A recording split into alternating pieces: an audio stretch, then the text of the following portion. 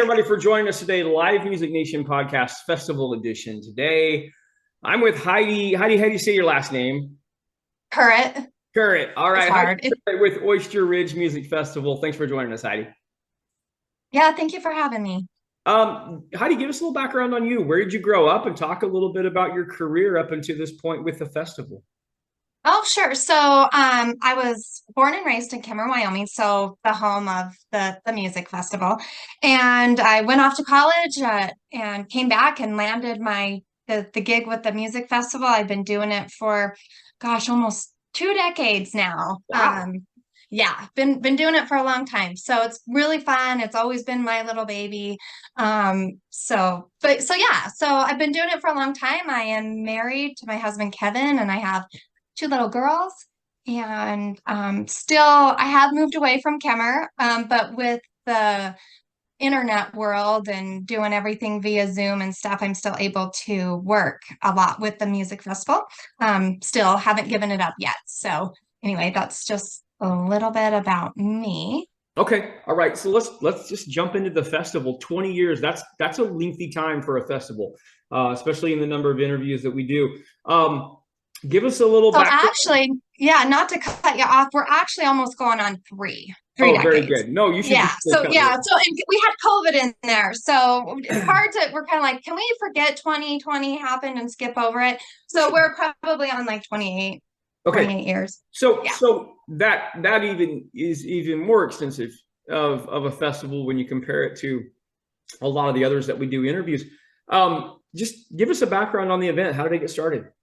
Yeah, so it kind of started back in 1994, and it was just kind of how a lot of festivals are, right? Someone has this idea that they want to have a bunch of small, it was a bunch of pickers, right? They were just together, they wanted to pick and play around, and they honestly they were at the high school, local high school in front of the on the grass just playing, and they thought, oh, let's bring it down to the triangle. So Kemmer doesn't have a square like most towns, we have a triangle. And so they took it down there, and there were literally more people on the stage than in the audience. And so they thought, well, we want to make this, we want to grow, we want to make this bigger. So they went under the umbrella of the local chamber. And so they were kind of able to fundraise, but not do a lot. And so eventually we became a 501c3.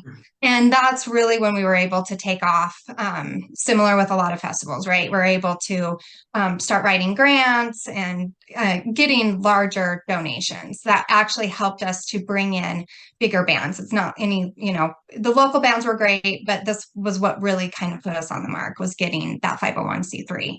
Yeah. Once Oh, no, okay, go ahead. So yeah, so once we received that, then we really, I mean, I immediately started writing grants. We had some other people on the committee that were writers that could do that as well, and so we were finally able to get a good base there. But every year we would have to raise money, right? We didn't have a lot in the coffers, and we literally used every dime that we made. And even to this day, we still are fundraising, nonstop, and writing grants. I mean, it's just, you get kind of tired of begging people for money all the time, but it's so worth it. Like when the festival actually happens, you're like, okay, this is why we do this. So yeah, and it's just grown. It originally was a bluegrass festival. And I think a lot of people that put on music festivals now realize how expensive bluegrass bands have become. And so we did have to venture out a little bit. And we were originally a 3-day event. So we would do Friday, Saturday, and Sunday. And after COVID hit, we really had to think, is Sunday worth it? Because we wouldn't have a big crowd on Sunday. I mean, people use that as their travel time. And it was fun for us. It was like our best day. Like, we just totally enjoyed Sunday. But so we had to scrap Sunday, unfortunately. But I think it's better because now we're able to put more money to some bigger bands. And yeah, so we've adapted, we've changed, and every year is so different. So, I mean, that's kind of where we started and how we're where we are now, just in a nutshell. I mean, I could go on Well, forever. So your lineup has been good, and last year your headliner was Band of Heathens. You just like, it's impressive to see what you guys have done. So let me ask you this: give the listener a visual. When they step out of their car, if they've never been there before, and they're going to plan their summer vacation, their fall vacation, what are they going to see? What are they going to experience? yeah, it's neat. So they're going to come up and they're going to be coming through this little town of Kimmer, Wyoming, and they're going to think nothing, right? It's just, and it's beautiful town. It's my hometown. I love it.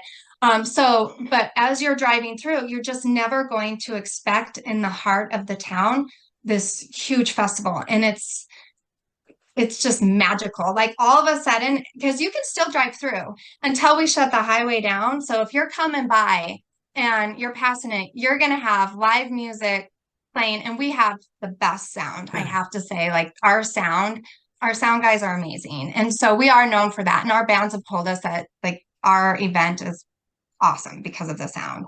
And so you'll drive through and you'll hear that. And people pull over all the time. They have no idea that this is what's going to happen.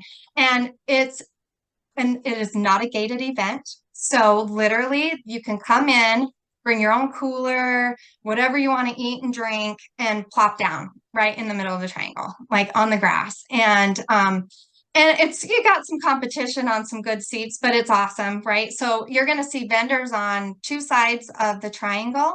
And so they just line it. So you got, 10 to 12 food vendors that come. And then, of course, whatever the city has, if there's restaurants, if they have pop-ups or whatever. So there's plenty of food. We partner with Teton Distributing every year, and Roosters actually did a beer for us. So we have micro beer brews on tap for the low price of $4. For 16 ounces, we try to stay true to that. And since it is a free event, you get cheap beer, and then we hope people actually put more money back into the festival. So literally it is just a stage in the corner of the triangle, and then the vendors line it, and you can just walk around all sides of it. So it's cool. Where, excuse me, where is the motive for you to keep this going? Like what is the benefit for you? Some days I wonder why I keep doing it, but honestly, and I only say that because it's a lot of work. It is from, I used to joke about it because before I had kids, it was nothing for me to just focus on it and work all the time. Well, literally, like everybody on the committee is they're a volunteer. Like no one gets paid for this.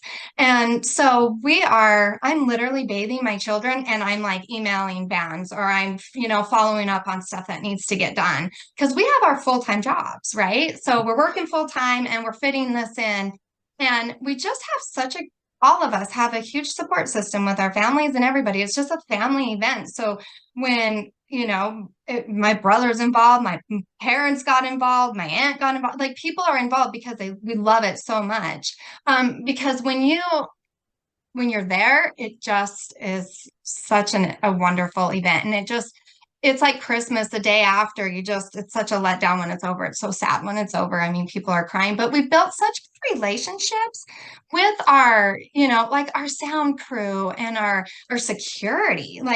So we look forward to seeing everybody every year.